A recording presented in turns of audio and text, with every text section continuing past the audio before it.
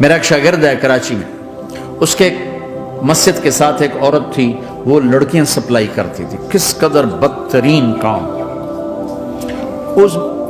اس نے، میرے شاگرد نے اس عورت کے بیٹے سے دوستی لگائی اور اس کو میرے بیان کی کیسٹ دے دی۔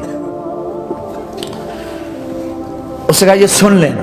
اس نے گھر میں جا کے لگا لی، اس کی ماں کام کرتے ہوئے چلتے پھرتے سن رہی، کانوں میں آواز پڑ رہی۔ تھوڑی دیر کے بعد وہ آ گئی، کہنے لگی مجھے بھی سنا، تو اس نے سنی، پھر کہنے لگی دوبارہ سنا، پھر دوبارہ سنی، پھر کہنے لگی ایک دفعہ اور سنا، پھر ایک دفعہ اور سنی۔ کہنے لگے یہ کون ہے؟ کہ پتہ نہیں کون ہے۔ کہ کس نے دی؟ کہ یہ مولوی صاحب جو مسجد کا اس نے دی۔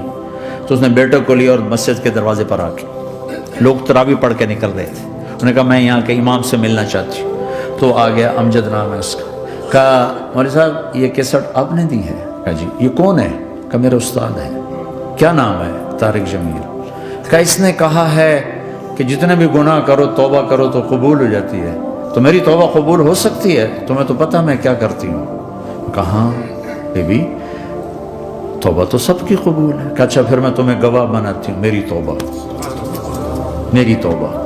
اور اگلے دن مسجد میں آنا شروع کر دی تراویح میں، اور دعا کرے یا اللہ اگر میری توبہ قبول ہے تو مجھے اٹھا لے، اگر میری توبہ قبول ہے تو مجھے اٹھا دے، اگر میری توبہ قبول ہے تو زور زور سے دعا کرتی۔ عورتوں کے اس میں جس طرح عورتیں نماز پڑھتی تھی،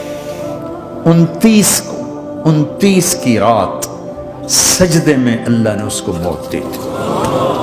ساری زندگی لڑکیاں سپلائی کی اور موت آئی رابعہ بصری جیسی۔ توبہ ایسی چیز، اے اللہ میری توبہ قبول ہے تو مجھے اٹھا لے۔